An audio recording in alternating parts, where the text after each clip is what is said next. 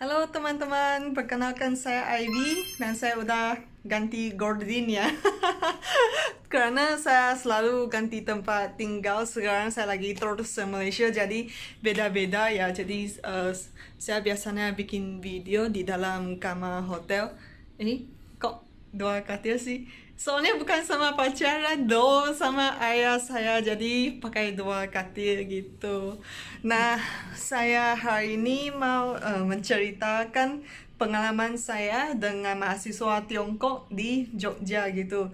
Nah, sebelumnya saya nggak tahu ada mahasiswa Tiongkok yang melanjutkan pelajaran ke Indonesia. Saya kirain mungkin summer exchange atau exchange satu semester gitulah. Tapi ternyata ada banyak kok, ada setiap tahun ada ratusan, cuman di Jogja gitu udah ratusan ya. Nah, pertama kali saya tahu itu pas tahun 2017 atau 18, pas saya dan kakak tingkat Malaysia saya ke gereja. Katanya dulu ketemu sama mahasiswa Tiongkok dan itu baru tahu oh ternyata ada ratusan di sana, tapi saya kan pas itu belum kenalan. Tapi akhirnya saya dapat teman Tiongkok saya pertama dari internet. Nah, itu gimana sih? Kalau Indonesia ada Quora ya. Kalau Tiongkok itu ada versi Quora mereka namanya Zhihu. Nah, itu pakai bahasa Tiongkok semua. Dan itu harus verifikasi loh, jadi nggak bisa komentar sembarangan ya. Dari sana saya komentar tentang mungkin sedikit pengalaman saya di Indonesia, di Jogja. Nah, tiba-tiba ada satu orang Tiongkok add saya di WeChat. Kalau di Tiongkok pakai WeChat. Nah, terus saya penasaran sih, kok ada orang gitu kan, nggak kenal gitu. Nah, ternyata dia jurusan bahasa Indonesia. Nah, jadi course-nya gini. Dia belajar bahasa Indonesia di Tiongkok 2 tahun, terus lagi 2 tahun di Indonesia. Jadi dia kayaknya twinning gitu loh. Nah, saya juga heran, kok ada jurusan bahasa Indonesia juga. Biasanya jurusan bahasa Indonesia dari Guangxi gitu. Soalnya di sana ada satu college atau universitas yang khas bahasa, khas jurusan language, culture, budaya, bahasa gitu. Nah, dari sana kami berteman 1 tahun ngomong-ngomong, tapi saya belum tahu mukanya gimana. Soalnya kalau orang Tiongkok gini ya, mula-mula saya juga penasaran sih. Orang Tiongkok gak suka pakai nama beneran, gak suka pakai foto yang asli buat sosmed mereka. Soalnya mungkin takut salah guna atau gimana. Misalnya mungkin di IG ya, kami kan pakai nama yang benar, maksudnya gak palsu gitu loh. Itu fotonya juga kan asli. Kalau orang Tiongkok, kalau kamu add mereka punya WeChat, mereka pakai WeChat di sana, itu mungkin itu fotonya anime, itu namanya juga nama dari puisi. Nggak tahu lah, pokoknya kamu nggak akan tahu identitasnya yang sebenar pas kamu add. Pas dia udah mau ke Indonesia, dia tanya ke saya, Ci Ivy, ini saya harus melanjutkan jurusan saya di Jakarta atau Jogja? Saya langsung bilang Jogja dong, itu easy question lah. Mula-mulanya dia ragu-ragu sih, kok bukan Jakarta, kan Jakarta big city, ibu kota. Saya bilang, ya China banyak banget big city. Kalau kamu anak pintar, kamu sampai di pelosok negeri, kamu juga dapat peluang gitu, oportunitas gitu. Jadi jangan ragu-ragu. Tapi kalau kamu sampai Jogja, itu emang istimewa, itu emang beda loh. Itu satu. Dan kedua, kan saya ada di Jogja, ada apa-apa kan saya bisa membantu menjaga kamu. Dia lebih muda daripada saya 3 tahun sih, jadi semacam adik saya lah. Nah, akhirnya dia pilih ke Jogja. Dari seluruh angkatannya mungkin 10, 20, 30 orang, saya lupa. Yang lain semua ke Jakarta, tinggal dia sama satu teman yang datang ke Jogja. Dan pas dia datang sekarang dia hidup di sini, dia baru oh ternyata Jogja itu pilihan yang bagus gitu. Karena ya Jogja istimewa, itu orangnya ramah, makanannya enak semua. Pokoknya sangat nyaman sih buat student life gitu. Katanya kelasnya jurusan bahasa Indonesia di Tiongkok itu diajarin oleh dosen Tiongkok tapi dalam jurusan bahasa Indonesia juga. Nah, mereka belajar banyak sih, mereka belajar tentang bahasa Indonesia dengan bahasa Malaysia. Perbedaannya kedua bahasa ini kan mirip, tapi ada juga perbezaan. Saya lihat mereka juga belajar tentang politik di Indonesia. Kayaknya ada partai politik apa yang di Indonesia. Mereka juga sangat prihatin tentang kondisi politik di Indonesia pas pemilu 2019 di Indonesia ya. Itu semua temannya termasuk dia itu sangat-sangat ikut hasilnya itu pemilu.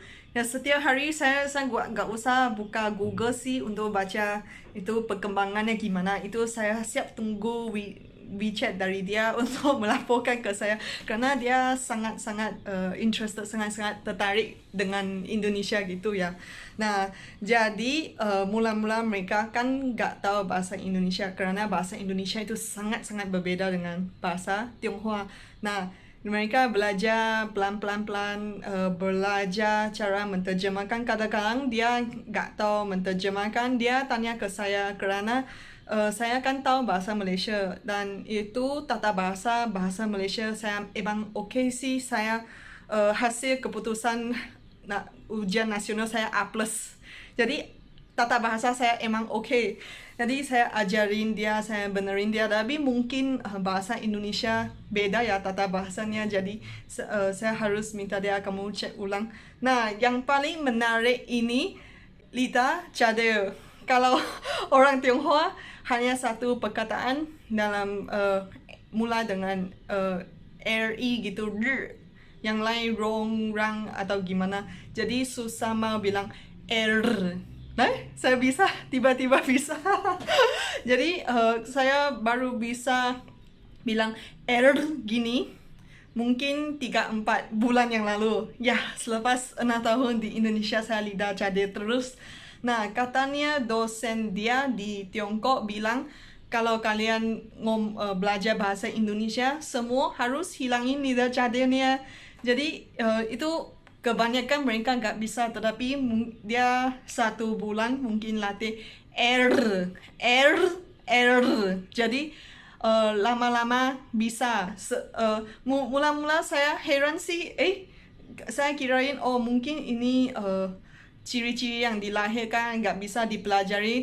Ternyata bisa loh. Dia bilang selepas 1 tahun mereka praktek udah bisa ya. Jadi dapat poinnya juga meningkat. Kalau nggak bisa nah poinnya kurang gitu. Saya pikir itu sangat menarik karena bahasa Malaysia itu R-nya nggak begitu ditekankan. Tetapi kalau di Indonesia ya sering karena saya nggak bisa R gitu. Nah, saya disalah faham gitu. Nah, jadi teman Tiongkok saya ini mula-mula kan dia ragu-ragu. Nah, dia sampai di Jogja itu saya ketemu sama dia. Dia mula-mula dia kan nggak ada teman, nggak ada apa-apa. Jadi dia tinggal di hotel. Dan tinggal di hotel kan itu mahal. Mula-mula dia harus cari kos atau cari kontrakan. Nah, biasanya teman mahasiswa Tiongkok mereka lebih suka kontrakan dari berkosan gitu. Kalau orang Malaysia mungkin separuh-separuh lah. Kalau orang Tiongkok mereka bikin gitu mungkin bisa saling membantu sih kan, hidup di bawah satu atap gitu. Nah, itu cerita teman Tiongkok saya yang pertama. Sekarang yang kedua ini dia bukan jurusan bahasa Indonesia tetapi jurusan ekonomi 2+1, berarti 2 tahun di Tiongkok dan 1 tahun di negara lain. Nah, itu biasanya setahu saya ya, itu +1-nya di Thailand, Malaysia atau Indonesia. Nah, kebetulan dia pilih Indonesia gitu. Jadi saya ketemu sama dia. Dan untuk kalangan mahasiswa ini mungkin yang paling bingung soalnya mereka gak bisa bahasa Indonesia langsung. Tetapi itu bukan masalah besar sih, soalnya bahasa Indonesia itu bukan bahasa yang sangat susah untuk dipelajari. Jadi mereka pas sampai Indonesia mereka emang bingung sih karena orang Tiongkok mereka cuma tahu bahasa Tiongkok. Kadang-kadang ada dialeknya Cantonese atau gimana, tetapi mereka emang gak bisa bahasa Inggris. Jadi pas sampai sini saya ajak ke bioskop. Kalau itu bioskop di Indonesia kan ada captionnya juga bahasa Indonesia. Jadi dia gak tahu bahasa Inggris, dia gak bisa baca captionnya Indonesia. Jadi dia masuk, dia mungkin memanfaatkan AC-nya aja ya. Jadi dia ikut kelas, tapi setiap minggu mereka ikut 1 atau 2 kali les bahasa Indonesia. Katanya lama-lama menjadi bukit ya, mula-mula kan perlahan, tapi selepas setengah tahun, 1 tahun ya mereka udah mengerti sedikit kok, udah bisa bahasa Indonesia yang simple-simple lah gitu. Tapi mula-mula emang itu saya bisa lihat itu sangat-sangat susah untuk mereka, karena bayangkan kamu harus belajar jurusan kamu dalam bahasa yang kamu gak tahu, mungkin Espanyol, mungkin bahasa Jerman, mungkin bahasa lain yang kamu bingung sekali. Jadi mula-mula dia bawa buku teksnya sampai ke kosan, minta saya menterjemahkan, dan itu susah sekali sih. Selepas setengah jam saya coba, saya bilang, oke gini, mending kamu mempelajari ilmu ini dalam bahasa yang kamu tahu. Selepas itu baru ganti bahasanya, menterjemahkan bahasanya. Soalnya kalau kamu belajar gini ya, itu emang susah sih. Buat mereka sangat susah karena untuk ujian mereka dalam kuliah mereka itu semua juga pakai bahasa Indonesia. Jadi buat mereka emang satu cabaran lah gitu. Tapi bagus sih menurut saya. Itu mereka dapat belajar satu bahasa yang baru gitu. Nah, kalau untuk mahasiswa Tiongkok, mereka suka makan itu hotpot. Itu kayaknya Sichuan hotpot gitu. Jadi mereka suka bawa itu rempah-rempah mereka dari Tiongkok, dan mereka beli mungkin bahannya dari Indomaret, dari Super Indo, dari pasar. Terus mereka bikin hotpotnya sendiri, masak sendiri. Apakah orang Tiongkok bisa makan pedas? Itu sangat variatif sih. Ada yang bisa, ada yang gak bisa. Itu tergantung daerah loh. Itu biasanya orang yang dari utara mereka gak bisa makan pedas. Kalau orang yang dari selatan mereka bisa makan pedas seperti Sichuan ya. Kalau orang Sichuan, orang Chongqing itu mereka pasti bisa makan pedas. Seperti orang Indonesia pasti bisa makan pedas ya.